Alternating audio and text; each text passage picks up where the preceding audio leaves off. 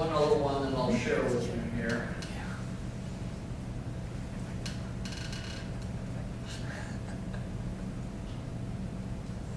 No, did that one already, sorry, excuse me. Bonsoir. Bonsoir, bonsoir.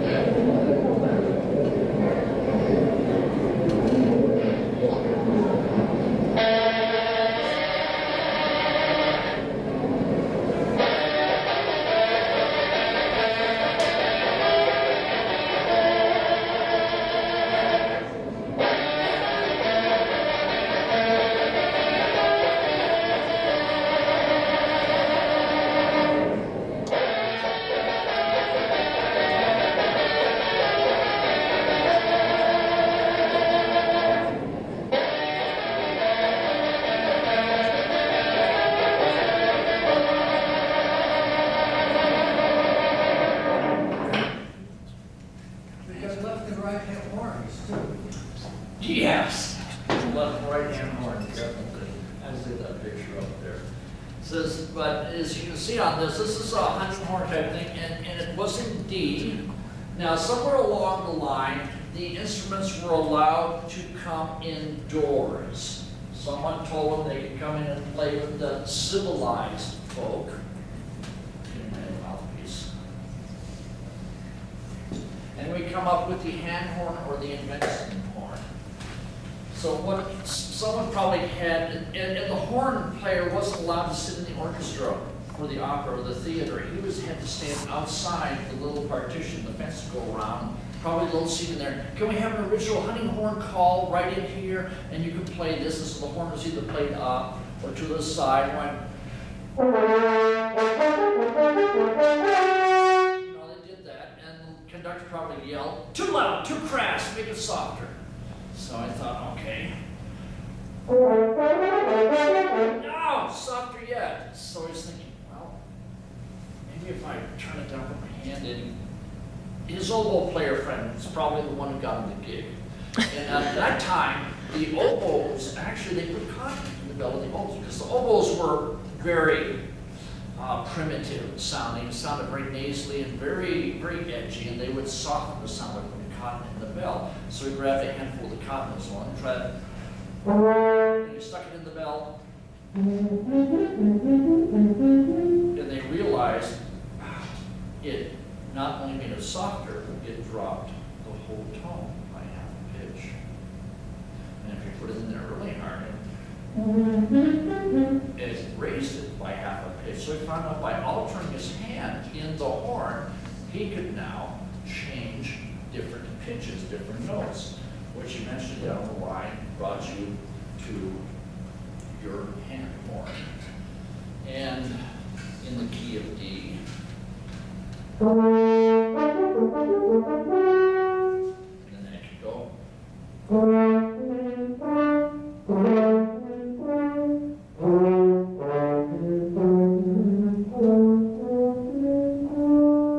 Roughly a scale on that in D. But you're locked into whatever key but the length of your tubing. So change the length of the tubings. Hopefully you have enough time and rest to pull one set of tubing out. And then the next one, let's say you're going from D to E flat. I don't know why any composers in the world or early classical period would want such diverse keys. And then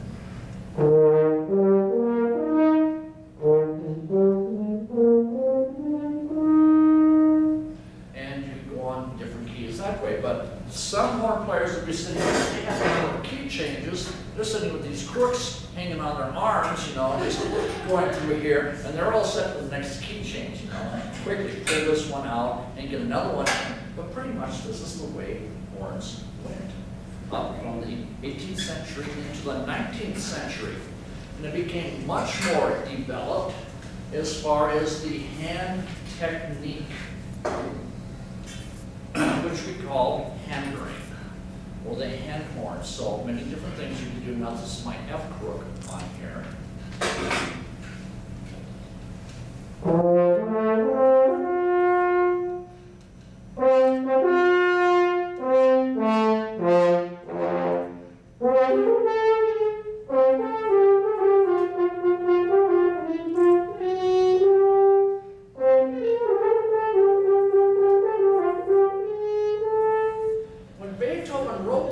steps in there. He was actually going after those. He was going after that stop sound. So it looks like an accidental when we play it now. He was actually writing for the sound of the horn as it was produced when it was stopped on those. And Mozart, writing all his concertos, his third concerto was the one that was the most advanced, had the most different notes in there. And as Larry Lowe said last month, as he was talking about, you had your high horn and you had your low horn. Your high horn had all your partials pretty well open. You could play it on an open horn. Your second horn was the ones that had to do all the hand stuff. I'm trying to think here. No, I forgot the music I was going to play. I'll try something different than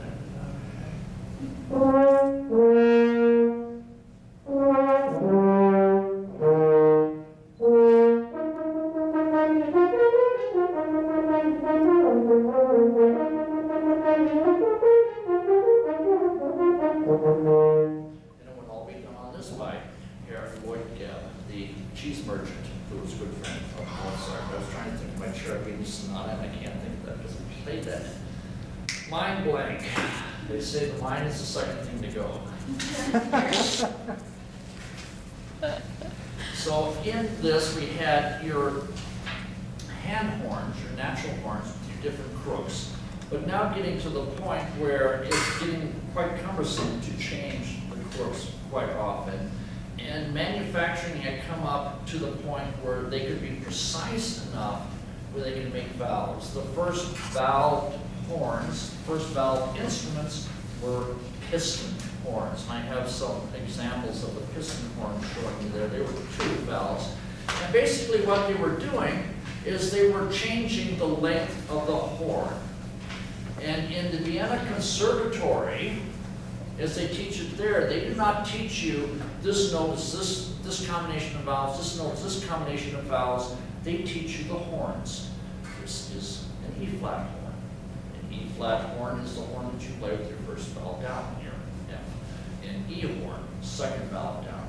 You learn all the overtones, the partials to those horns, and you think in horns, not in fingerings. So you are very much aware of your hand horn tradition.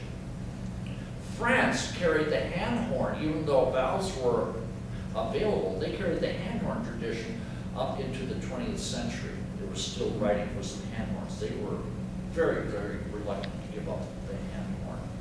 Brahms loved the hand horn. Even though valve horns were available, Brahms wrote for the hand horn. His trio for violin, piano, and horn, that was written for the hand horn. And what I discovered on there, Brahms also played the horn, besides the piano. So when you play your regular horn, what you're doing by pressing down the valves, you are switching to a different horn. You're not just putting down, oh, this is the fingering for this, which like on flutes or clarinets, okay, you're changing, this is the right fingering to get the right node set up that brings out those pitches. You're actually changing horns on this through all the combinations of all these different horns you have. That's what we have now, the modern chromatic horn. So it's kind of like the best compromise of all the hand horns possible on your chromatic horn. I have two hand horns up here, and you are welcome to come up and try. Mine is a Callison. It was made in Italy, and I have several crooks. I have a D, I have an E flat, if you want to do this, or I have an F. And if you really want to try something screaming, this is an A crook, which I really like. I did Beethoven's 7th once in concert on my hand horn. And it's easier on this than it was on my regular double horn.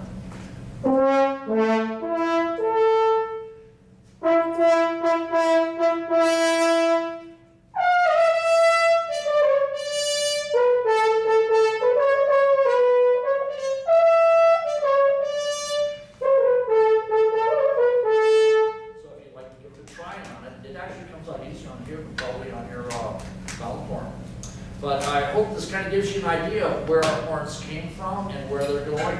I do have a box of alcohol swabs up here. If you want to try any of these other ones out, here's a swab. If you'd like to try the Alphorn swab, how much time do you want to give for this, Jeff? Yeah, 10, 15 minutes, so good. Okay, be my guest. Right now, the F crook is in on this one. This one is made as a copy by Richard Serafinoff. He teaches at Indiana University. He gives yearly, week-long seminars on hand horns, natural horns, and he also builds them.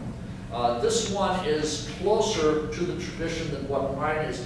Mine is a large bore, so to speak. This is a standard bore what we have now. So the bore, it may look like a traditional one, but the bore is large enough to be comparable to our present day horns.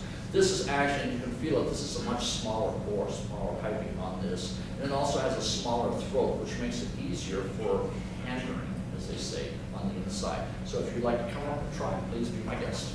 Thanks, Don.